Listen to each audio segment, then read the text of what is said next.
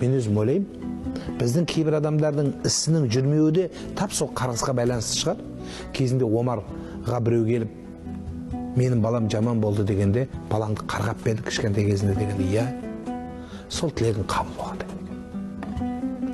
Әсіресе бұл әкелерге қатысты деп айтар едім. Ананың қарғысы боқ деп қоямыз ғой, бірақ сөйтсе де ананың да сөзі сарапталу керек. Періште аумин деп жіберсе, ол аумин дейтін анық. Онда көктемегір, өспегір, өліп қағыр, атаңа нәлет деген сөздер, бұл атаңа лағынет деген сөз ғой, енді қандай бір ауыр сөздер. Сол тілегіңіз қабыл болып кетсе, басыңызға қайғы келеді.